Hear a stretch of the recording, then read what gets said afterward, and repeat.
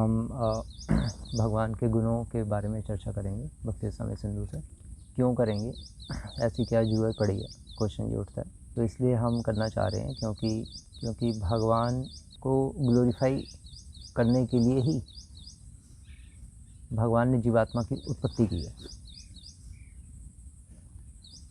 समझ ना, मतलब हमारी सृष्टि इसलिए हुई है कि हम भगवान को ग्लोरीफाई करें, भगवान का गुणगान करें। लेकिन जो जीवात्मा अपना गुणगान करना चाहती थी वो यहाँ बैठी हुई है इस भौतिक जगत में। जो भगवान का गुणगान कर रही हैं वो गोलोक या वैकुंठ में है। तो भगवान एक्चुअली जब से समुद्र है तब से समुद्र की लहरें हैं, जब से सूर्य है तब से सूर्य की किरणें हैं। उसी प्रकार जब से भगवान है तब से जीवात्माएं हैं। लेकिन जीवात्माओं का अस्तित्व है ही क्यों? जीवात्माओं का अस्तित्व है कि वो भगवान को आनंद प्रदान करें। और भगवान को आनंद कैसे मिलेगा? जब हम भगवान की सेवा करेंगे, भगवान का गुणगान करेंगे। क्योंकि एकमात्र अगर गुणगान के योग्य है इस दुनिया में तो वो भगवान है। ना अमिताभ बच्चन है और ना अंबानी है, कोई भी गुणगान के योग्य नहीं है। केवल भगवान ही गुणगान के योग्य हैं। अब लेकिन ये जो सिद्धांत है कि भगवान ही केवल गुणगान के योग्य हैं, ये हमें, या भगवान का गुणगान करना चाहिए, ये हमें कुछ खास नहीं लगता। क्योंकि करोड़ों जन्मों से हम अपना ही गुणगान करते आए हैं, भगवान का गुणगान किया ही नहीं हमने। इसलिए ये चीज़ें अटपटी लगती हैं आत्मा को। क्योंकि आत्मा इतनी ज़्यादा कॉन्टेमिनेट हो चुकी है कि भगवान का गुणगान करना है, ये बड़ी विचित्र बातें लगती हैं। क्योंकि भगवान जो दिख ही नहीं रहे उनका गुणगान काहे को करना है? ना लेना ना देना, कहाँ है भगवान जो गुणगान करना है? पहले दिखा तो दो। तो एक उन व्यक्ति का गुणगान करना जो दिख ही नहीं रहा, वो अपने आप में बहुत बड़ा टास्क है। जो बंदा दिख नहीं रहा उसका गुणगान करना है ना। कोई आपको कह दे कि आपको मिस्टर क्वेन फेलिक्स का गुणगान करना है। आपको कौन है, कैसा है, भाई दिख ही नहीं रहा, मुझे क्या पता कैसे गुणगान करूं। तो उसी तरह से भगवान हमें दिख ही नहीं रहे, लेकिन हमें कहा जा रहा है कि भगवान का गुणगान करना है। तो वो एक बहुत बड़ा प्रोजेक्ट है हमारे लिए। लेकिन रुक्मणी जी तो भगवान से प्रेम कर रही है, भगवान का गुणगान कर रही है बिना भगवान को देखे। तो इसका मतलब भगवान को बिना देखे भी भगवान का गुणगान संभव है। लेकिन गुणगान करना ही क्यों है, क्वेश्चन ये उठता है। गुणगान क्यों करना है? क्योंकि गीता में भगवान कह रहे हैं ममे वंशो जीव लोके जीवभूता सनातना, कि सभी जीव मेरे अंश हैं। तो अंश होने के नाते सभी जीवात्माओं का कर्तव्य है कि वो मेरी सेवा करे। जिस तरह से माता पिता के अंश होने के नाते पुत्र का कर्तव्य होता है कि वो माता पिता की सेवा करे, उसी तरह से भगवान के अंश होने के कारण हमारा कर्तव्य है भगवान की हम सेवा करें और हम भगवान का गुणगान करें। सेवा जो कहा जाता है कि भगवान की सेवा करो, वो क्यों कहा जाता है? भक्ति मतलब डिवोशनल सर्विस है ना। भक्ति भज धातु से आया जिसका अर्थ है सेवा, हमने सुना ही है। तो सेवा क्यों करते हैं हम? क्योंकि हमें गुणगान करना नहीं आता, इसलिए हम सेवा करते हैं। नहीं तो जो भजनानंदी होते हैं वो तो 24 घंटे बैठ के 3 लाख नाम जप करते रहते हैं। वो कहाँ सेवा करते हैं? झाड़ू भी नहीं मारते, कुछ भी नहीं करते, बस जप ही करते जा रहे हैं हरिदास ठाकुर। क्यों? क्योंकि उनको गुणगान करना आ गया, गुणगान करने की एडिक्शन हो गई, लत पड़ गई। जो जीवन का लक्ष्य था भगवान का गुणगान करना, भगवान को ग्लोरीफाई करना, वो उनको आ गया। और कैसे आ गया? श्री प्रभुपाद कहते थे chanting is the best glorification. तो भगवान का नाम जप करके भगवान को हर रोज़ ग्लोरीफाई करते हैं। और क्योंकि हमें भगवान को ग्लोरीफाई करना आता नहीं है, भगवान का गुणगान करना आता नहीं है, अगर हम 3 लाख नाम जप कर भी लेंगे तो चौथे दिन ही कंठी उतार के और माला उठा के फेंकेंगे सामने नदी में, पागल हो जाएंगे, दिमाग ख़राब हो जाएगा, फ्यूज़ उड़ जाएगा हमारा। क्योंकि जो चीज़ हमारे अभी अंदर डेवलप हुई नहीं है, हम वो चीज़ करने का प्रयास कर रहे हैं पूरी जान लगा के, तो फ्यूज़ उड़ जाएगा ना। तो इसलिए अपने दायरे में रह के अपनी चादर देख के खर्चा करना चाहिए, अपने दायरे में रह के भक्ति करनी चाहिए, अपने उसको कहते हैं अपने अधिकार अनुसार। अधिकार के बियॉन्ड जाके, उस अधिकार के परे जाके कुछ करने का प्रयास करेंगे तो फ्यूज़ उड़ जाएगा, और फिर फ्यूज़ लगाने वाले की भी नहीं हम सुनेंगे फिर, अर्थात गुरु की। तो इसलिए हमारे परिप्रेक्ष्य में हम जो बद्ध जीव हैं, और कुछ लोग बद्ध जीवों में से भक्ति करने के लिए तैयार हुए हैं, और जो भक्ति करने के लिए तैयार हुए हैं वो वैधि भक्त कहलाते हैं। तो हमें अधिकांशतः सेवा ही करनी है। क्यों? क्योंकि हमें भगवान का गुणगान करने का शौक़ नहीं है, भगवान पे विश्वास की भी कमी है। लेकिन जब हम सेवा करेंगे तो सेवा अपने आप में एक गुणगान है। क्योंकि अगर हम सेवा कर रहे हैं, झाड़ू मार रहे हैं या कुकिंग कर रहे हैं, कुछ भी कर रहे हैं, तो कोई आके, बाहर वाला आदमी आके पूछेगा ना, भाई क्या कर रहे हो? तो हम कहेंगे सेवा कर रहे हैं। तो वो कहेगा क्यों कर रहे हो? तो हम कहेंगे क्योंकि भगवान ही बस एकमात्र सेवा के योग्य हैं, संसार के लोग भी थोड़ा ना सेवा करेंगे जो हार निद्रा भय में थोड़े पड़े हुए हैं। तो एकमात्र सेवा भगवान की ही करनी चाहिए। तो वो कहेगा अच्छा, तो सेवा अच्छा, लेकिन आपके जो बाबा जी हैं, जो आपके महाराज जी हैं, वो तो कमरे में बैठ के माला कर रहे हैं, आप सेवा कर रहे हो, ऐसे कैसे? तो फिर हम कहेंगे कि उनको सचमुच में माला करना आता है, वो 24 घंटे कर सकते हैं, हम नहीं कर सकते। इसलिए हम क्रिया के द्वारा भगवान का गुणगान कर रहे हैं, वो जीवा के द्वारा कर रहे हैं भगवान का गुणगान। और क्योंकि हमारा अभी अधिकार नहीं है कि हम 24 घंटे जीवा के द्वारा भगवान का गुणगान कर सकें, इसलिए हम क्रिया के द्वारा भगवान का गुणगान कर रहे हैं। मतलब हम सेवा करके दिखा रहे हैं कि हमारा कोई स्वामी है और हम उनके अधीन हैं, इसलिए हम उनकी सेवा कर रहे हैं। तो ये क्रियाओं के द्वारा गुणगान हो गया। वैधि अवस्था में क्रियाओं के द्वारा गुणगान होता है। रागानुगा अवस्था में फिर आप मुख से गुणगान कर सकते हो भगवान का। जिस तरह से रूप गोस्वामी कह रहे हैं कि मेरे हजारों मुख हो जाएं, हजारों कान हो जाएं, है ना, मैं सभी जीवों से भगवान का नाम लूँ, सभी जीवों से भगवान को ग्लोरीफाई करूँ। अभी भगवान का गुणगान करने का हमारा मन नहीं करता, इसलिए कहा जाता है कि भाई सेवा करो। सेवा कर करके हृदय शुद्ध हो जाएगा। अब सेवा करना आसान है हमारे लिए, क्योंकि संसार में भी हर कोई काम ही करता ना, तो यहाँ पे कुछ ना कुछ काम मिल जाता तो बंदा सेट हो जाता है। चलो यार कुछ तो मिला करने को, नहीं तो खाली दिमाग शैतान का घर, सीधा डीमन आता है फिर, devils, empty mind devil's mind. तो इसलिए काम करना आसान होता है, ध्यान लगाना मुश्किल होता है भगवान पे। जिसको हमने कभी देखा ही नहीं उसका स्मरण कैसे करें? तो प्रोजेक्ट है। तो इसलिए हमें कहा जाता है कि सेवा हम करें, क्योंकि सेवा गुणगान की प्रैक्टिकल एप्लीकेशन है ना। जिसका हम गुणगान कर रहे हैं, मान लो हम रूम में बैठ के पूरे गुणगान करते रहें और उसकी सेवा ना करें तो वो भी अजीब सा ना। तो सेवा करनी जरूरी है, लेकिन हम कर नहीं पाएंगे पूरे में बैठ के रूम में। कर लें तो बहुत बढ़िया है। भजनानंद इसी को कहते हैं, यही तो जगन्नाथ दास बाबा जी, गौरक्षा बाबा जी, उनसे बाबा जी थे। और भरत महाराज जो हिरन से आसक्त हो गए थे, वो क्या कर रहे थे जंगल में? वो भी तो भजन ही कर रहे थे, गुणगान कर रहे थे भगवान का। लेकिन वो तो चलो पैर फिसल गया उनका, वो पॉइंट अलग है। लेकिन हमारे जीवन का लक्ष्य है भगवान का गुणगान करना। अब वो क्योंकि हम नहीं कर पाते, इसलिए सेवा करके जब हमारा हृदय शुद्ध हो जाएगा तो स्वतः ही हम हृदय से एक दिन हमारा भगवान का गुणगान करने का मन करेगा। और जब मन करेगा तो गुणगान करना आता नहीं होगा, तो फिर हम पढ़ेंगे भक्ति रसामृत सिंधु कैसे करना गुणगान, तो पढ़ेंगे तो फिर इसमें भगवान के गुण पढ़ने में आएंगे। और जब गुण पढ़ने में आएंगे तो फिर हम उन गुणों को पढ़ के उसमें हम फिर हमें गुण भगवान के पढ़ते ही अच्छे लगेंगे जब सेवा करके हृदय शुद्ध हो जाएगा। अभी हम पढ़ लेंगे फिलोसफिकली, थ्योरेटिकल नॉलेज हो जाएगी, लेकिन अभी आकर्षण नहीं हो पाएगा ज़्यादा। लेकिन फिर भी पढ़ना ज़रूरी है, क्योंकि जो हमारा गोल है, जो हमें प्राप्त करना है, अर्थात भगवान से आकर्षण ही हमारा गोल है ना, भगवान से आसक्ति। तो वो उस लक्ष्य को प्राप्त करने के लिए हमें लक्ष्य पता तो होना चाहिए। तो इसलिए गोल पता होने के उद्देश्य से हमें गुण पढ़ने चाहिए। और जो सेवा करके जिसका थोड़ा हृदय शुद्ध हो गया, वो फिर इन गुणों को पढ़ के आस्वादन करता है। प्रतिक्षणा आस्वादन लोलुपस्य, तो इस तरह से चलता है। तो ये भगवान के कई सारे गुण हैं, अनंत गुण है भगवान कृष्ण में।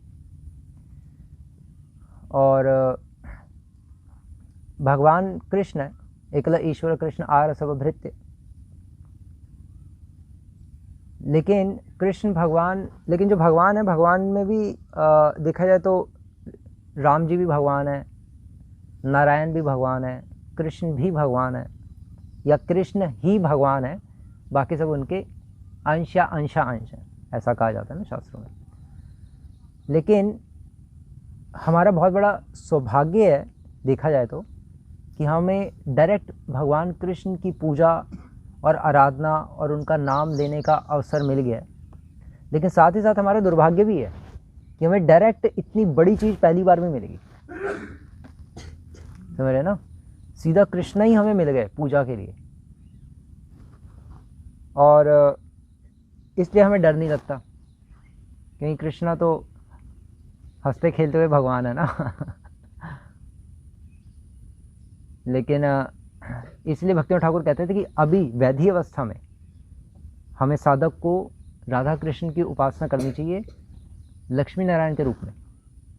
मतलब हमें भगवान के समक्ष अभी मतलब लक्ष्मी, हमें इस तरह से इस भाव में खड़ा होना चाहिए कि भगवान खड़े हैं। अभी हमें इस भाव में नहीं कि अरे मेरा कहना खड़ा है और मेरी और राधा रानी खड़ी है, राधे राधे श्याम मिला दो। अभी उस भाव में खड़े होंगे तो सहजे बन जाएंगे। अभी तो हमें एक रेवरेंस, उस मुंह में हमें भगवान के समक्ष खड़े होना है, एक बहुत आदर भाव में, जो भाव वैकुंठ में होता है। अभी हमारी शुरुआत वैसी होगी, वैकुंठ भाव में हमें अभी भक्ति करनी है। फिर धीरे धीरे धीरे धीरे जब हम रागों में जाएंगे तब फिर हम फिर स्वतः ही फिर भक्ति के एक अगले सोपान पे पहुंच जाएंगे, और फिर हम भगवान कृष्ण को कृष्ण मानते हुए उनकी पूजा कर सकते हैं। मतलब फिर हमें लक्ष्मी नारायण की पूजा, लक्ष्मी नारायण उनमें देखते हुए उनकी पूजा करने की आवश्यकता नहीं है। फिर जब हम भक्ति में उन्नत हो जाएंगे, जब हृदय शुद्ध हो जाएगा। अभी हृदय शुद्ध नहीं है तो भगवान की भी रिस्पेक्ट लूज़ कर देंगे, खो देंगे। इसलिए कहा जाता है कि अभी आदर करो बहुत। इसलिए कहा जाता है शुरुआत में हमें महिमा ज्ञान होनी चाहिए।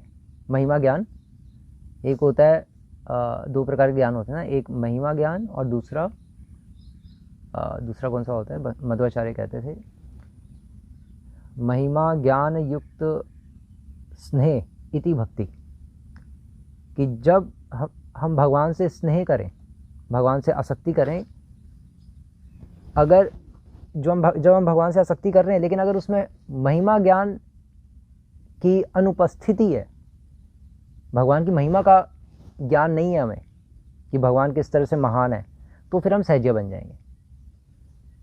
तो भगवान से आसक्ति करने के लिए, भगवान से स्नेह करने के लिए हमारे ज्ञान में महिमा ज्ञान भी इंक्लूडेड होना चाहिए। इसलिए कहा जाता है कि गीता का 10वां अध्याय पढ़ा होना चाहिए, विराट रूप वाला, जिसमें भगवान को भगवान घोषित किया जा रहा है। और इसीलिए गीता का 10वां अध्याय, और इसीलिए भागवतम में जो भगवान का विराट रूप का अध्याय है, या कॉस्मोलॉजी चैप्टर है, जो 5th कैंटो में पूरी कॉस्मोलॉजी चल रही है, वो इसीलिए जाननी ज़रूरी है, जिससे हमें भगवान की महिमा का ज्ञान पता चले, हमें पता चले भगवान कितने महान हैं। सिर्फ वो वृंदावन में बांसुरी नहीं बजा रहे और गैया नहीं चरा रहे, वो पूरा ब्रह्मांड, पूरा संसार बनाया है, बहुत कॉम्प्लिकेटेड चीज़ें बनाई हैं उन्होंने। तो उससे भगवान के लिए एकदम से आदर आता है। फिर जब एक बार आदर अंदर घुस गया, फिर उसके बाद आदर नहीं करेंगे तो चलेगा। जैसे यशोदा मैया, भगवान के सखा, ये सब, इन सब के यहाँ आदर इतना ज़्यादा घुस चुका है कि अब ये नहीं भी आदर कर रहे तो कोई प्रॉब्लम नहीं है। अब तो उनके सखा उनके कंधे भी बैठे हुए हैं और भगवान कृष्ण को घोड़ा बना के चला रहे हैं। इतना ज़्यादा आदर हो गया कि अब वो आदर नहीं कर रहे, तो भगवान को पता है कि आदर इनके अंदर इनहेरिटेड है, इंक्लूडेड है, इसलिए आदर करने की इनको ज़रूरत नहीं है। तो ये एक होता है। जैसे फॉर एग्जांपल कोई बहुत सीनियर गुरु होता है, गुरु का कोई बहुत सीनियर डिसाइपल है, वो जरूरी नहीं हर बार गुरु को प्रणाम करे, क्योंकि वो गुरु को अंडरस्टूड है, इसने मेरे जीवन ही समर्पित कर दिया मेरे लिए अपना, और मेरे साथ ही ये मेरे साथ इतना ये सेवा कर रहा है और मिशन को आगे बढ़ा रहा है, तो इसकी क्रिया ही प्रणाम है। तो समझ रहे, तो वो उसी तरह से हमें, अगर हम भगवान का महिमा ज्ञान लेंगे और फिर सेवा करेंगे तो फिर हम वास्तव में आसक्ति भगवान से कर पाएंगे, उसमें फिर वो इंक्लूडेड होता है, बस ये पॉइंट। तो इसलिए उपनिषद और 10वां अध्याय भागवतम, कॉस्मोलॉजी, ये सारी चीज़ें पढ़ के फिर हमें भगवान के प्रति आदर आ जाता है।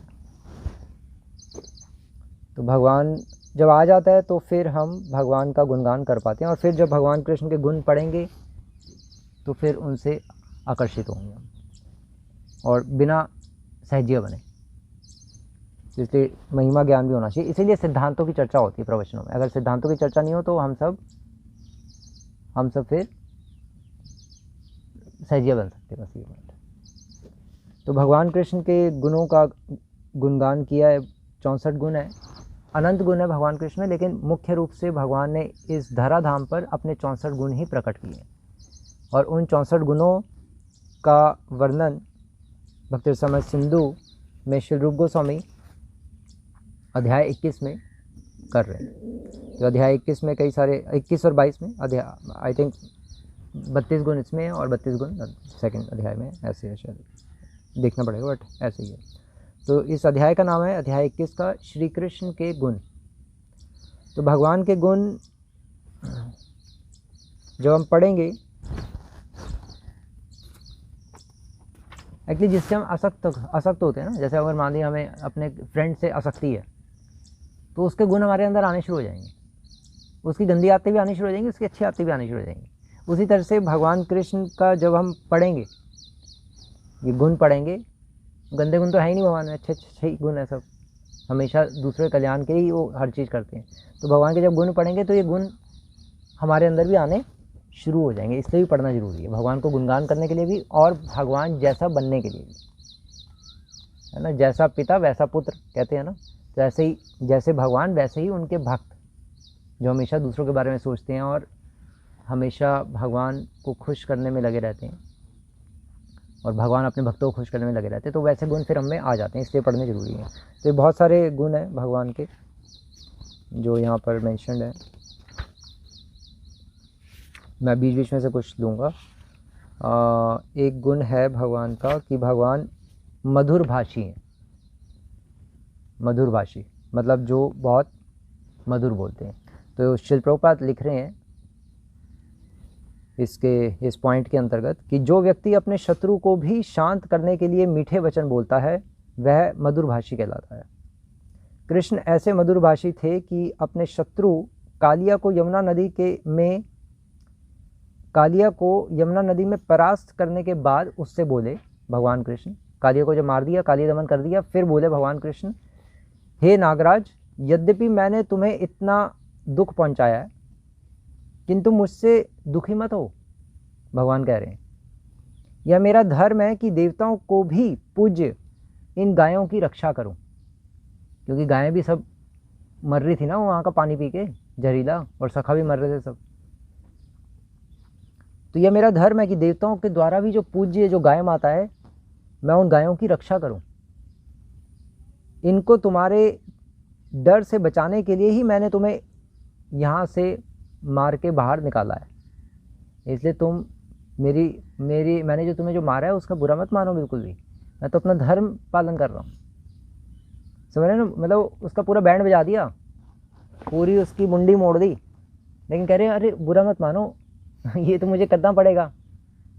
तो ऐसे ही श्रील प्रभुपाद लिखते हैं, श्रील प्रभुपाद बताते थे कि मेरे पिताजी भी ऐसे ही थे मतलब मुझे मारते थे पहले, मुझे डांटते थे गौर मोहन डे, और फिर मुझसे सॉरी मांगते थे कि देखो मुझे तुम्हें डांटना पड़ा है क्योंकि तुम गलत हरकत कर रहे थे और मेरा धर्म है तुम्हें सुधारना, लेकिन बुरा मत मानना समझ रहे हो? क्योंकि मुझे करना पड़ेगा तुम्हें ठीक करने के लिए। तो भक्तों में भी भगवान जैसे गुण आ जाते हैं। तो भगवान कह रहे हैं इसलिए वो तो तुम गायों को और ग्वालों को सबको परेशान करके रखा है, इसलिए मुझे तुम्हें मारना पड़ रहा है, क्या करूं, कुछ आ रहा ही नहीं है मेरे पास। कालिया यमुना के जल के भीतर रहता था, प्रभुपाद जी लिख रहे हैं, अतएव नदी का पिछला भाग विष से भर चुका था, जहर से, इसलिए जिन गायों ने यह जल पिया था वे मर गई थी।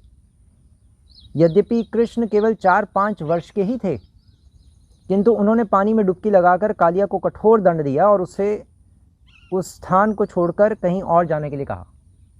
अभी कहा जाता है कि कालिया कहाँ पे है?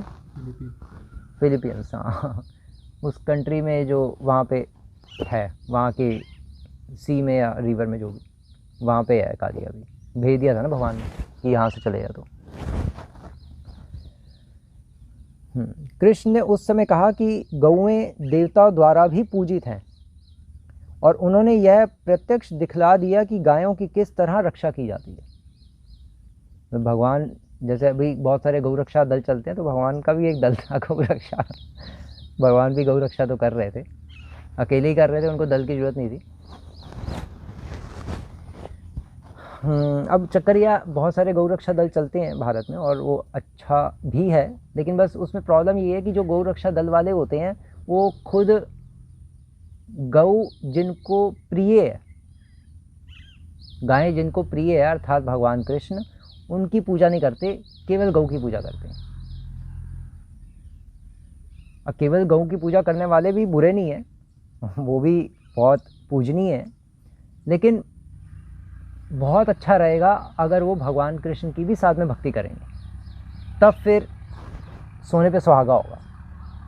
क्योंकि हम ये वही बात होगी कि मैं उसके कुत्ते से आसक्त हूँ लेकिन उससे आसक्त नहीं हूँ मैं। समझ रहे हो, मुझे उसका कुत्ता बहुत अच्छा लगता है लेकिन उसका मालिक अच्छा नहीं लगता मुझे, तो फिर उसका कोई फ़ायदा नहीं ना।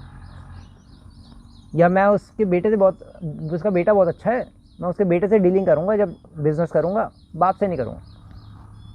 तो बाप से नहीं करोगे तो बाप तो फिर बेटे को समझा देगा, देखो भाई इसको ज़्यादा रेट लगाना, इसकी जम के आप कर देना क्योंकि ये ज़्यादा ही बनता है। तो वही ना, सब बना के तो चलनी पड़ेगी। तो ऐसे ही अगर हम केवल गाय से बना के चल रहे हैं और गाय के स्वामी से नहीं बना के चल रहे, गाय के स्वामी की पूजा नहीं कर रहे, उनका नाम नहीं ले रहे, उनका गुणगान नहीं कर रहे, तो फिर वो गौ पूजा अधूरी है।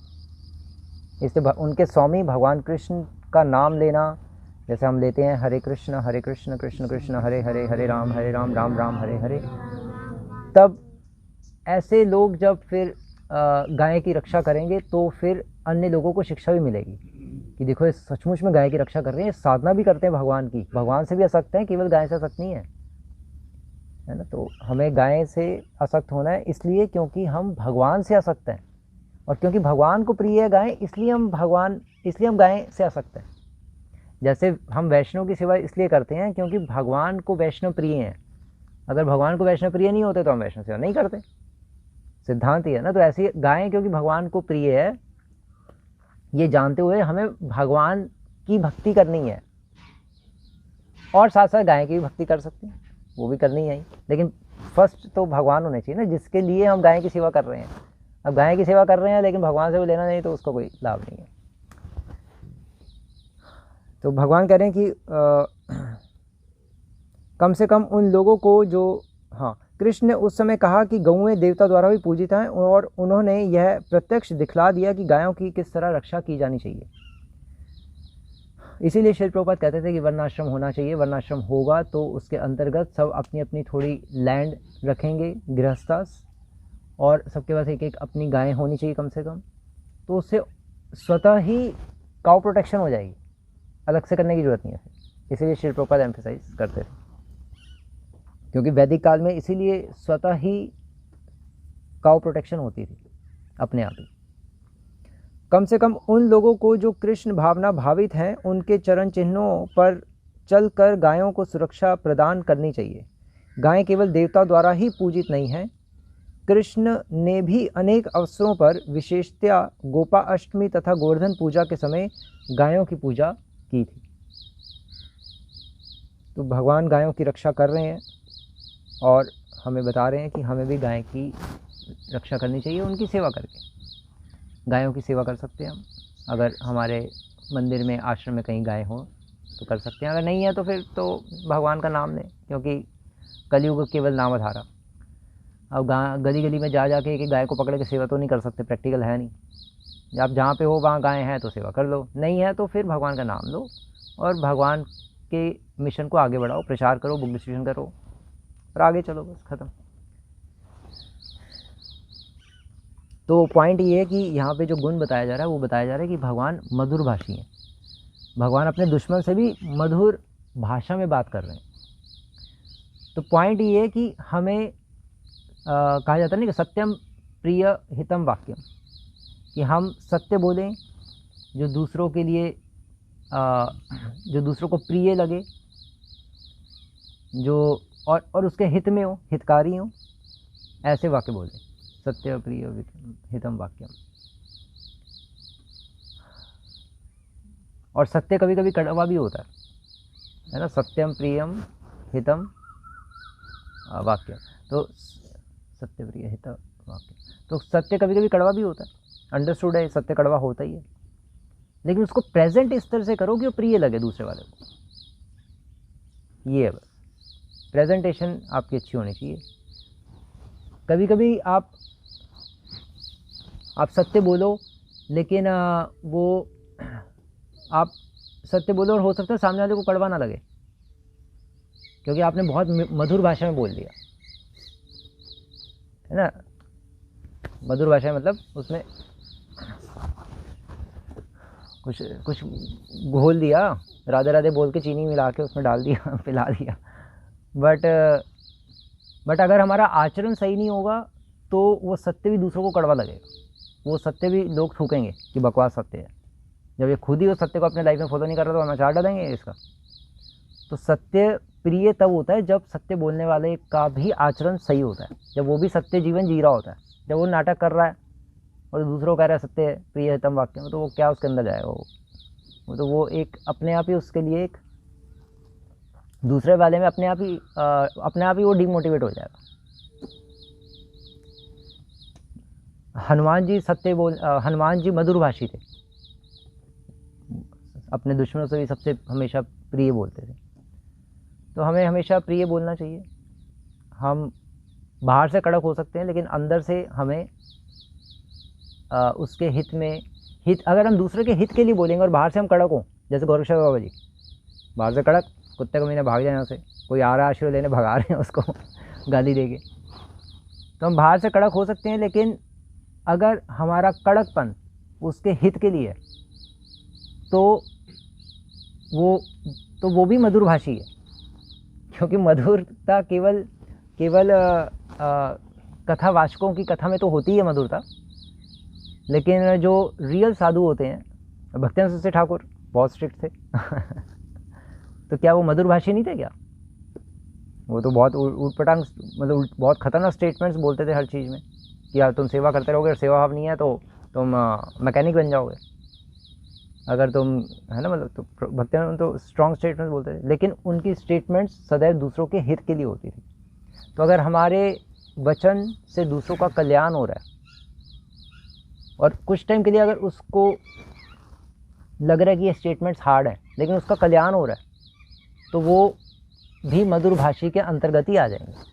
मधुरभाषी मतलब कि हम किसी को ठेस ना पहुंचाएं अपने स्वार्थ के उद्देश्य से, मतलब उसमें हमारा स्वार्थ इंक्लूडेड नहीं होना चाहिए। अगर स्वार्थ इंक्लूडेड नहीं है तो हमारी सारी बातें मधुर ही रहेंगी। प्रभुपाद जी मधुरी तो बोलते थे, रास्कल्स कह के, कितनी मधुरभाषी थे फूल्स एंड रास्कल्स, वो क्या मधुरभाषी नहीं थे? प्रभुपाद पूरा बैंड बजाते थे मायावादियों का, साइंटिस्टों का, वो सब कहते थे they all are rascals and fools. ये मधुरभाषी है, क्योंकि इससे दूसरे का कल्याण हो रहा है, हित हो रहा है। लेकिन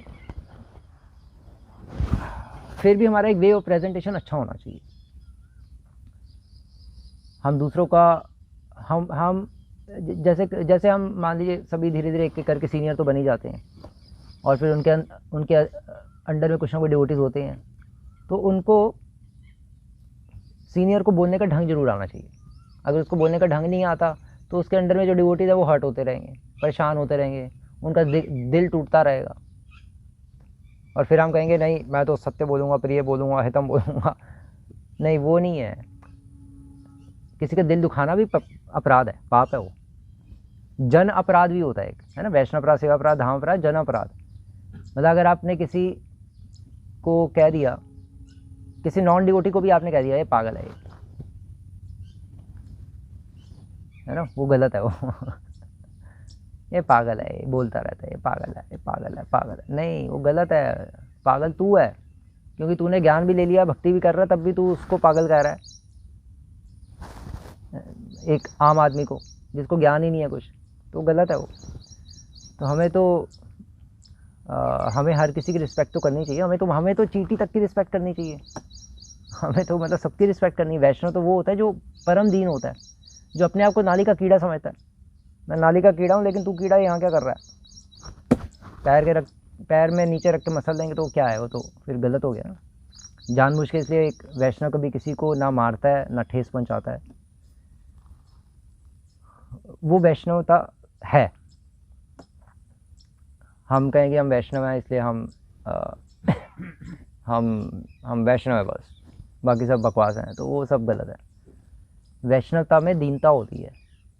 अगर दीनता नहीं है, वो तो दीनता झलक जाएगी, आपके आचरण से झलक जाएगी। तो मधुरभाषी भगवान थे, लेकिन भगवान ने अच्छी तरह से बैंड बजाया, बुरी तरह से मारा कालिया को, और फिर कहा सॉरी मुझे मारना पड़ा, क्या करूँ, ज़रूरी था।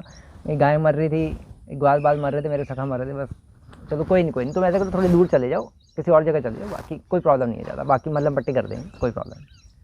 तो यही है ऐसे ही करना पड़ता। तो भगवान कृष्ण मधुरभाषी थे। एग्जाम्पल प्रभुपाद दे रहे हैं कि मारा कालिया को, एग्जाम्पल ये नहीं दे रहे कि ब्रजवासी से मधुर भाषाएं बात की, वो एग्जाम्पल आए नहीं। प्रभुपाद दिखा रहे हैं कि मधुरभाषी का मतलब ये नहीं है कि वो कुछ डांटेगा नहीं या दंड नहीं देगा। राजा दंड देगा, लेकिन कहेगा कि मुझे देना जरूरी है, मेरा धर्म है, क्या करूं, देना पड़ेगा, तुम आगे से ध्यान रखो ना, ऐसे क्यों करते हो ऐसे बार बार, वैसे करेगा राजा। तो ये भगवान का एक गुण है। दूसरा गुण है भगवान का कि भगवान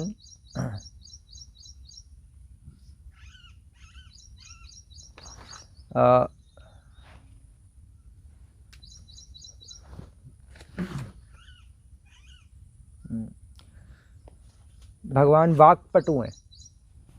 वाक्पटु मतलब बोलने में परफेक्ट है, बोलने में एक्सपर्ट है, उनको बोलने का ढंग पता है। मतलब वो बोलने में कभी किसी से, वाक्पटु उसको कहते हैं जो बोलने में कभी किसी से हारता नहीं, उसके हर चीज़ का आंसर तैयार खड़ा है। जैसे हम सुन रहे थे ना कि किसी से किसी साधु की बात चल रही थी, तो बता रहे थे कि उसने पूछा कि तुम्हें पता है कि आसमान में कितने तारे हैं? तो ये कहा हाँ, जितने गाय के शरीर पे बाल है उतने तारे, गिन लो जाके। अब कौन गिनेगा गाय के शरीर पे बाल, गिनेगा तो है नहीं कोई, लेकिन आंसर हर चीज़ का है। तो मतलब इसको कहते हैं वाक्पटु, आपका आंसर हर चीज़ का, लेकिन वो आंसर गलत भी नहीं है, क्योंकि चक्कर ये है, अब इस आंसर में कि जितने गाय के शरीर पे बाल हैं उतने तारे हैं, अब ये आंसर गलत हो सकता है, लेकिन चक्कर ये है कि कितने तारे हैं किसी को भी नहीं पता। गाय के शरीर पे कितने बाल हैं किसी को भी नहीं पता, तो जब तारे किसी को नहीं पता वो गिनने मुश्किल है, तो ऐसे गाय के शरीर पे बाल वो भी गिनने मुश्किल है, तो इसका आंसर कोई है ही नहीं। लेकिन तब भी तुम्हें चाहिए तो गाय के शरीर के बाल गिन लो, क्या प्रॉब्लम है? तो फिर ऐसे आंसर जो वाक्पटु होगा वो दे देगा। तभी तो ये ऊपर चला गया जो है ये बागेश्वर धाम। वाक्पटु है ना, वो बोलने की उसको कला आती है। सारे मीडिया वाले आ गए, सारे न्यूज़ वाले आ गए, उसने सबको परास्त कर दिया बोल बोल के। आयु तो कोई ज़्यादा नहीं है, 25-26 साल का लड़का है बागेश्वर धाम सरकार, लेकिन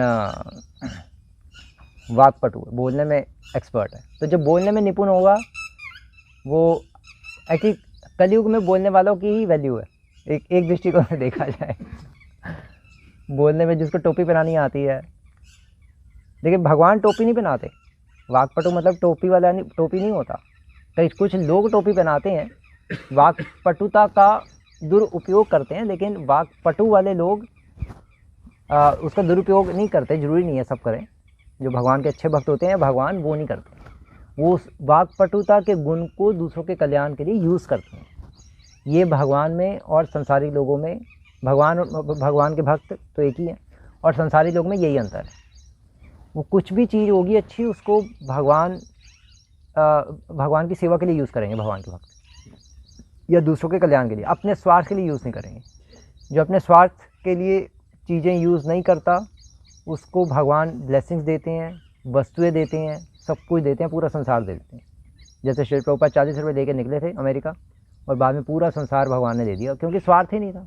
अमेरिका निकले थे 40 रुपये लेके, ये नहीं कि मैं उस 40 के 40 करोड़ करूँगा, वो 40 रुपये से भी मैं लोगों का कल्याण करूँगा। तो भगवान ने कहा जब तूने लोगों का कल्याण करना ही है तो 40 रुपये से तो करना मुश्किल है, ले तू दुनिया का सारा पैसा दे, होलसेल में कल्याण कर। फिर भगवान ने सारा पैसा दे दिया, इतनी प्रॉपर्टी दे दी प्रभुपाद को, और प्रभुपाद पूरी प्रॉपर्टी इस्कॉन के नाम पे लिख गए, है ना। मतलब कि मेरे डिसाइपल इसको चलाएं, ये नहीं कि अपने बच्चों के नाम पे कर गए, ले भाई कहाँ है वो मेरी वाइफ कहाँ है जिसने टी और मी किया था, हाँ आधी प्रॉपर्टी तू ले ले, थोड़ी बच्चों को दे देते हैं, बहुत प्रॉपर्टी होगी मेरे को। नहीं, प्रभुपाद तो प्योर सेंट थे, राग द्वेष विमुक्तस्तु विषयान इंद्रिय शरण, जो राग द्वेष से पूरा ऊपर थे, जिनको कुछ लेना देना नहीं था संसार से, है ना। तो संसार से ही नहीं कुछ लेना देना तो घर वाले से क्या लेना देना होगा, तभी तो लोगों का कल्याण कर पाए। श्री प्रभुपाद लिख रहे हैं कि जो व्यक्ति समस्त विनयशीलता तथा उत्तम गुणों के साथ सार्थक शब्द बोल सकता है वह वाक्पटु कहलाता है। मतलब हमारी वाणी में विनय भी होना चाहिए, विनय मतलब दीनता होनी चाहिए, और वो दीनता के साथ वाक्पटुता का गुण उसमें आएगा जो भगवान का भक्त होगा। जो ज्ञानी योगी होंगे वो अहंकारी होते हैं, क्योंकि उन्होंने भगवान की शरण नहीं ली। जो इसने भगवान की शरण नहीं ली वो अहंकारी है हमारे अकॉर्डिंग। तो उनमें वाक्पटुता का गुण हो सकता है, लेकिन वो वास्तव में जिस तरह से वाक्पटुता का गुण प्रकट होना चाहिए एक जीवात्मा में भगवान की कृपा से, वो उस तरह से नहीं प्रकट होता। क्योंकि वाक्पटुता जो है,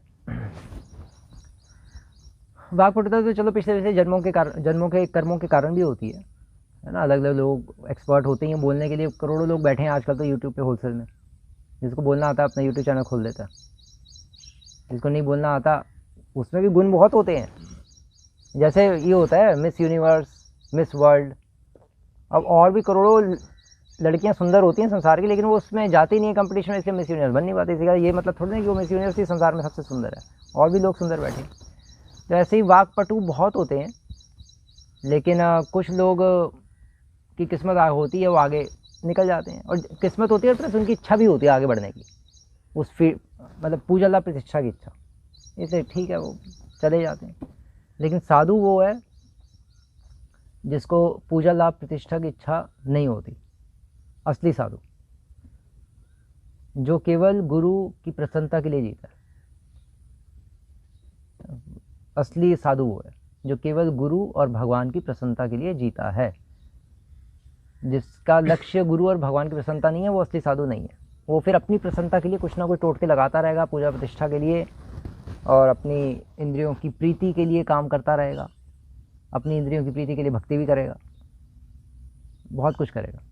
तो हमें केवल गुरु और गौरांग, गुरु गौरांगो जायतः, गुरु और गौरांग की ही विजय हो, मेरी विजय ना हो, ये पॉइंट माइंड में हमेशा होना चाहिए। तो इस तरह से हमें हमेशा अपना जीवन चलाना चाहिए।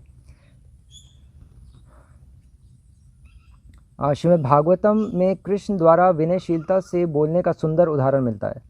जब कृष्ण भगवान ने अपने पिता नंद महाराज से वर्षा के समय देवता इंद्र के सम्मान में अत्यंत शिष्टता पूर्वक किए जाने वाले यज्ञ को बंद करने को कहा तो गांव की एक ग्वालिन उन पर मोहित हो गई।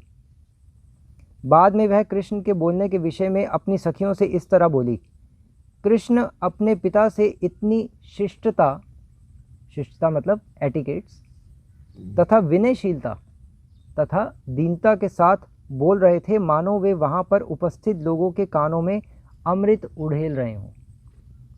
कृष्ण के ऐसे मधुर शब्द सुनकर भला कौन होगा जो उनकी ओर आकृष्ट ना हो जाए।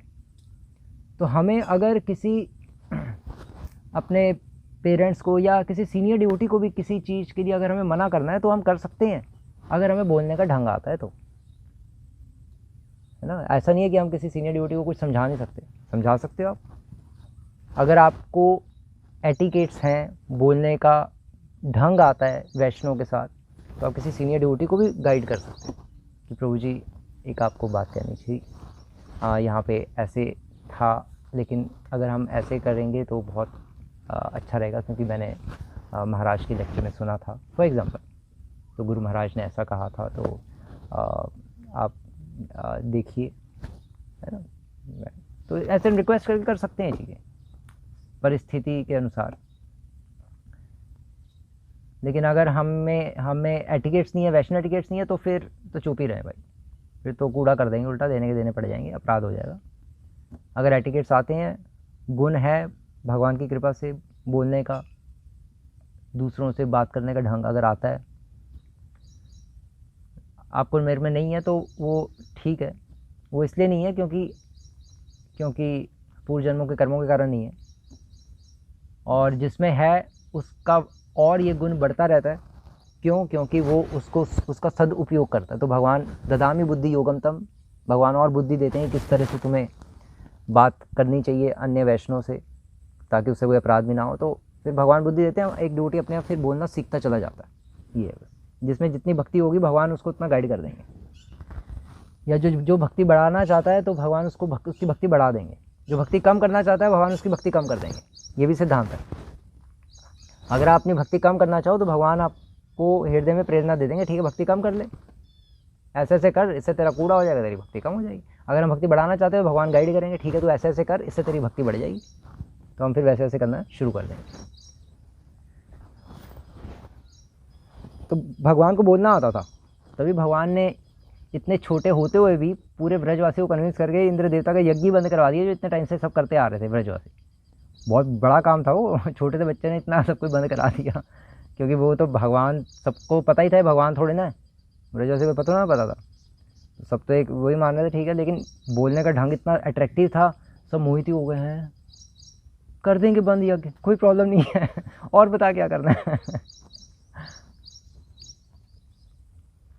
तो अगर हमें सम्मान करना आता है सीनियर्स का, अन्य वैष्णव का, तो हम किसी को भी कुछ भी कह के, अगर हमारा उसमें स्वार्थ नहीं है तो भगवान प्रेरणा दे के सारी चीज़ें सेट कर देंगे। अगर स्वार्थ है तो फिर तो सब कैच कर ही जाते हैं। तो ये एक भगवान का गुण है वाक्पटुता का। और भगवान का एक गुण है कि भगवान दक्ष है। दक्ष मतलब एक्सपर्ट है। श्रील प्रभुपाद लिख रहे हैं कि जो व्यक्ति किसी कठिन काम को तुरंत संपन्न कर दे वह दक्ष कहलाता है। मतलब कोई डिफ़िकल्ट काम है और आपने उसको जल्दी से कर दिया तो इसका मतलब एक्सपर्ट हो। लेकिन कोई कठिन काम है और आप उसको धीरे धीरे कर दिया और बहुत अच्छी तरह कर दिया, तो इसका ये मतलब नहीं कि आप एक्सपर्ट हो, क्योंकि धीरे धीरे तो अच्छी तरह कोई भी कर सकता है। फिर धीरे धीरे करने से तो चीज़ निखर के आ ही जाती है। लेकिन वो कठिन चीज़ है और उसको आपने जल्दी से ख़त्म कर दिया, तो इसका मतलब आप दक्ष हो। तत्रादि दाक्ष्याद अतिवल्लभस्य, तो फिर आप उसमें एक्सपर्ट। जैसे श्री प्रभुपाद पूरी दुनिया में प्रचार 11 साल में कर दिया, एक्सपर्ट का काम है ना। हम तो 11 जन्म भी लगे रहे तब भी नहीं कर सकते, तो इसको कहते हैं एक्सपर्ट। बहुत मुश्किल काम बहुत स्पीड पे कर देना, तो भगवान का एक ये गुण है। श्रीमद् भागवतम के 10वें स्कंद के 59 चैप्टर के 17 श्लोक में भगवान कृष्ण की दक्षता के विषय में एक कथन है, जिसमें सुखदेव गोस्वामी महाराज परीक्षित से कहते हैं, सुखदेव गोस्वामी परीक्षित महाराज से कह रहे हैं, हे कुरुश्रेष्ठ, श्री कृष्ण ने विभिन्न योद्धाओं द्वारा प्रयुक्त किए गए सारे अस्त्रों को खंड खंड कर दिया। प्राचीन काल में विभिन्न प्रकार खंड खंड कर दिया, बस खत्म हो गया। फिर प्रभुपाद जी लिख रहे हैं कि प्राचीन काल में विभिन्न प्रकार के तीरों के द्वारा युद्ध किया जाता था। एक पक्ष से कई तीर छोड़े जाते थे तो उसको काटने के लिए विपक्ष से दूसरे प्रकार के तीर चलाए जाते थे। जैसे महाभारत में देखते थे, जैसे तीर आते थे, इधर से आते थे, फिर जो होते थे एक साइड के गायब हो जाते थे। तो वही वो कह रहे हैं कि पहले ज़माने में ऐसे होता था सचमुच। उदाहरणार्थ, यदि एक पक्ष ऐसा तीर छोड़ता जो आकाश से जल की वर्षा करता, अगर एक पक्ष ऐसा तीर छोड़े जो आसमान में जाए और एकदम से बारिश होनी शुरू हो जाए उस तीर के प्रभाव से, तो जो दूसरी टीम वाला जो विपक्षी, वो एक फिर ऐसा तीर छोड़ेगा, तो विपक्ष से ऐसा तीर छोड़ा जाता था जो जल को तुरंत बादल में परिणत कर दे। तो दूसरा व्यक्ति ऐसा तीर छोड़ेगा जो एकदम से इतना जल आ रहा है वो दोबारा से उसको बादल बना देगा, पानी को दोबारा से बादल बना देगा। क्योंकि पानी वर्षा कहाँ से आती है? बादलों से आती है ना। अब बादलों में वर्षा पानी कहाँ से आता है? वो समुद्र से उठाता है। ये समुद्र में बहुत सारा पानी होता है, और वो कहाँ जाएगा? वो धूप इतनी पड़ रही है तो फिर वो बादल उठा के ऊपर उसको उठा के फिर शहरों में या गांव-गांव में वितरित कर देते हैं। इस कथन से प्रतीत होता है कि कृष्ण शत्रु के तीर का सामना करने में अत्यंत दक्ष थे। इसी प्रकार रास नृत्य में प्रत्येक गोपी कृष्ण को अपना संगी बनाना चाहती थी, अतएव कृष्ण ने तुरंत अपना विस्तार अनेकों कृष्ण रूपों में कर लिया, जिससे वे हर गोपी के साथ रह सके। फल यह हुआ कि वे हर गोपी के पार्श्व में दिखलाई पड़े, मतलब हर गोपी के साथ वो थे। तो ये तो चलो कोई कर ही नहीं सकता, क्योंकि जो योगी जन भी होते हैं वो भी मैक्सिमम अपना एक्सपेंशन 9 रूपों में कर सकते हैं। जैसे वो थे करदम मुनि ने किया था ना 9 रूपों में। भगवान कपिल के पिता थे ना करदम मुनि। तो भगवान कपिल की जो माँ थी देवहूति, तो देवहूति के साथ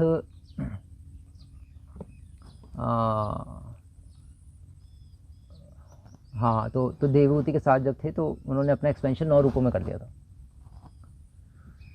तो योगी जो होते हैं वो एक्सपर्ट योगी वो अपने मैक्सिमम 9 विस्तार कर सकते हैं, लेकिन मतलब अपनी 8 डुप्लीकेट कॉपी और बना सकते हैं योगी मैक्सिमम।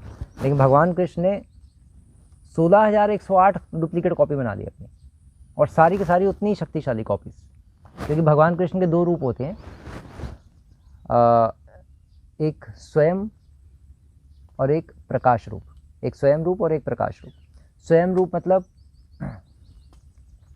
जिस तरह से 16,108 रानियों के साथ या रासलीला में गोपियों के साथ अपने रूप जो भगवान ने एक्सपेंड करके उतने रूप बना लिए, ये भगवान के स्वयं रूप है। और या इसको कहते हैं स्वयं विलास। एक होता है प्रकाश विलास, तो भगवान ने स्वयं के ही अपने कई सारे रूप बना लिए। फिर दूसरा है प्रकाश। प्रकाश मतलब भगवान कृष्ण बलराम जी के रूप में, और फिर बलराम जी के रूप में प्रकट होकर फिर गर्भोदशय विष्णु, क्षीरोदशय विष्णु, महाविष्णु के रूप में, वासुदेव संकर्षण प्रद्युम्न अनिरुद्ध, ये भगवान के प्रकाश हैं। लेकिन भगवान स्वयं के अपने स्वयं के अंश भी होते हैं, जो मतलब स्वयं भगवान का विस्तार 2 तरह से होता है, एक स्वयं और एक प्रकाश। स्वयं में जो विस्तार होता है भगवान का, उसमें ये 16,108 रानियों के साथ जो एक्सपेंड किया अपने आप को, सारे कृष्ण ही हैं ओरिजिनली। ये गोपियों के साथ भी जो थे वो सारे ओरिजिनल कृष्ण ही थे, और ऐसा नहीं वो सब नकली थे, उनमें शक्ति कम थी, नहीं, सारे उतने थे। लेकिन फिर प्रकाश में फिर भगवान के अवतार सारे आ जाते हैं, है ना, वो फिर प्रकाश हो गए भगवान का। उनमें फिर गुण और चीज़ें थोड़ा सा डिफरेंस होता है। गुण खासकर, शक्ति का डिफरेंस नहीं होता, गुण का डिफरेंस होता है। तो इस तरह से रूप गोस्वामी भगवान के गुणों की चर्चा कर रहे हैं। और बस एक लास्ट हम डिस्कस करेंगे कि भगवान में एक गुण है और उस गुण का नाम है कृतज्ञ। एक होता है कृतज्ञ, एक होता है कृतघ्न। कृतघ्न मतलब जो कमीना इंसान होता है, और कृतज्ञ मतलब जो सदैव अपने आप को दूसरों का ऋणी मानता है। हर सेवा लेने पे या हर कार्य में अगर कोई उसकी हेल्प कर दे तो जो कृतज्ञ होता है वो दूसरों को थैंक यू बोलता है। जो कृतघ्न होता है वो कहता है ठीक है, करना ही चाहिए था तुझे, हैंडपम्प तो चलाना ही चाहिए था तुझे, और कौन चलाएगा, यहाँ कोई खड़ा ही नहीं, चल चला तो वो उसको कहते हैं कृतज्ञ, जो गंदा आदमी होता है। तो ये भगवान में गुण था। श्री प्रभुपाद लिख रहे हैं कि जो व्यक्ति अपने मित्र के लाभप्रद कार्यों से सचेत रहता है और उसकी सेवा को कभी नहीं भूलता, वह कृतज्ञ कहलाता है।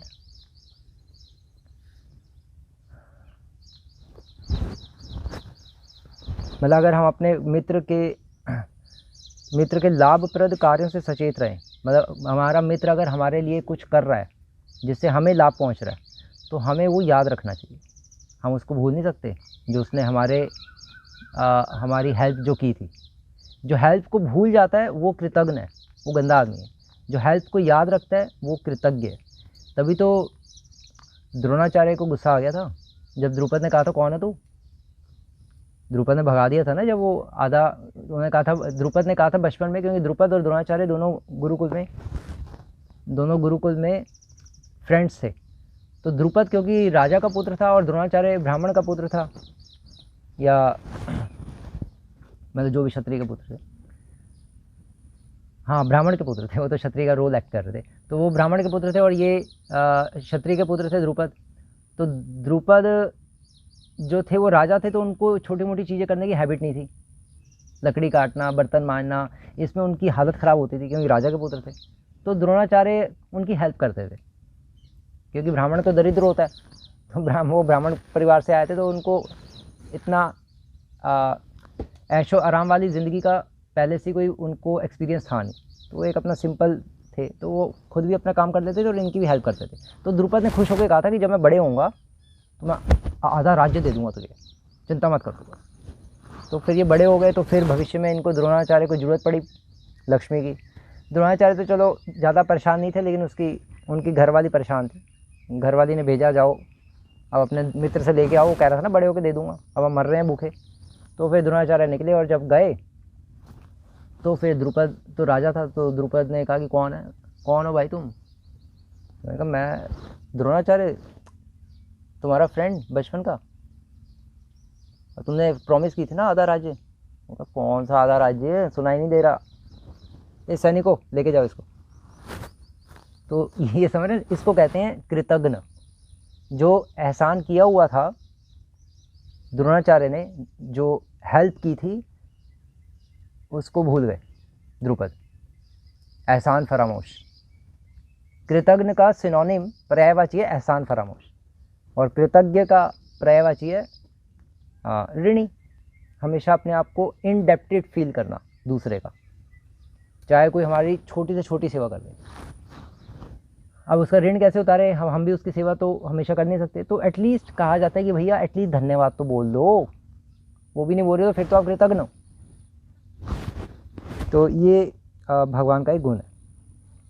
महाभारत में कृष्ण कहते हैं, जब मैं द्रौपदी से दूर था तो उसने हे गोविंद कहकर पुकारा, उसकी इस पुकार ने मुझे उसका ऋणी बना दिया, और वह ऋण भार मेरे हृदय में क्रमशः बढ़ता जा रहा था। कृष्ण का यह वाक्य इसका प्रमाण है कि भगवान को हे कृष्ण, हे गोविंद के संबोधन से किस तरह प्रसन्न किया जा सकता है। समझ रहे? तो इसी तरह से हम भी जो भगवान का नाम लेते हैं, भगवान अपने आप को ऋणी फील करते जा रहे हैं, खासकर जब हम आसक्ति के साथ लेते हैं। और अभी भी क्योंकि हम गुरु वैष्णव के आदेश पे ले रहे हैं, तो भगवान ऋणी फील कर रहे हैं, और उस ऋण को उतारने के लिए फिर भगवान हमें और जप करने का अवसर दे रहे हैं। और हमें लग रहा है कि यार ये क्या है अभी कल तो माला की थी, आज भी करनी पड़ेगी। वो जो अगले दिन भी भगवान ने जो माला करने का अवसर दिया, वो भगवान ऋण उतार रहे हैं कल का और हमें वो सरदर्दी लग रही है, क्योंकि भगवान अपना नाम लेने का अवसर दे रहे हैं हर रोज़। मतलब भगवान अपने आप को हमें देना चाहते हैं, इसलिए अपना नाम हर रोज़ लेने का हमें अवसर देते जा रहे हैं। और अगर हम अच्छी तरह से उस ऋण, और अगर हम, तो एक भक्त भी भगवान का ऋणी फील करता है कि भगवान मुझे अपना नाम लेने का अवसर दे रहे हैं, और भगवान भी ऋणी फील करते हैं कि मेरे भक्त मेरा नाम ले रहा है, तो वो और उसको फिर भगवान अपने नाम में फिर टेस्ट देते हैं। जो भक्त इस भावना के साथ जप करते हैं कि मैं भगवान का ऋणी हूँ कि भगवान ने मुझ जैसे अधम और पापी को अपना नाम लेने का अवसर दिया, जो भक्त ऐसा सोचता है, तो साइमल्टेनियसली साथ ही साथ ये यथा माम प्रपद्यन्ते ताम तथे भजामि, भगवान भी दूसरी तरफ एग्जैक्टली वैसे ही सोच रहे होते हैं जैसा भक्त सोच रहा होता है। हम सोच रहे होते हैं कहाँ फंस गया, भगवान भी सोच रहे होते हैं कहाँ फंस गया यार, इसके पास इसकी जीवा पे फंस गया, मैं अटक गया, दिमाग खराब कर दिया, हरे कृष्ण कृष्ण कृष्ण हरे हरे भगवान भी फिर यही सोचते हैं। हम जैसा सोचेंगे एग्जैक्टली भगवान भी वैसे ही सोचेंगे। ऐसे ही होता है, जैसे आप मान लो एक रूम है, रूम में 2 रूममेट्स हैं, 2 ड्यूटी एक साथ रह रहे हैं। हम दूसरे ड्यूटी के बारे में जैसा सोच रहे हैं, वो भी एग्जैक्टली वैसे ही सोच रहा होता है। हम सोच रहे होते हैं पागल है, वो भी सोच रहा है पागल है हम सोच रहे थे यार ये क्या दैवी गुण है, इसमें इतना अच्छा है, वो भी सोच रहा था अरे यार क्या दैवी गुण है, इसमें इतना अच्छा। एग्जैक्टली वही चलता रहेगा। तो इसलिए भगवान भी पुरुष ही हैं, भगवान भी इंसान है, लेकिन महान इंसान है, आदि पुरुषम। तो भगवान की भी साइकोलॉजी तो सेम ही है। तो हम भी जैसा हम भगवान के बारे में सोचेंगे कि भगवान कुछ नहीं है, सब बकवास है, तो भगवान भी कहते हैं अरे ये है ही नहीं, ये भी बकवास है, ये कुछ नहीं है। माया को कहते हैं इसको चित कर दो, बस फिर माया निकटस्थ माया झपटिया धरी, माया पकड़ के फिर दुख देती है संसार कि तू कुछ नहीं है, चल, मुझे मेरे स्वामी ने कहा था तू कुछ नहीं है, चल भाग यहाँ से फिर माया में दुख देती है संसार में। पूर्व जन्मों के कर्मों का फल, पाप कर्मों का फल होलसेल में आता है, और जितना दिखा गया था उससे और बढ़ के ही आता है क्योंकि अगर हम ऑफेंस करेंगे तो भगवान बहुत ऋणी फील करते हैं कि भगवान कह रहे मैं ऋणी हो गया जब द्रौपदी ने मुझे पुकारा हे कृष्णा हे गोविंद, तो भगवान भागे चले आए। हरे कृष्णा कृष्ण कृष्ण हरे हरे, हरे राम राम राम हरे हरे, यह महामंत्र भी भगवान तथा उनकी शक्ति का संबोधन है।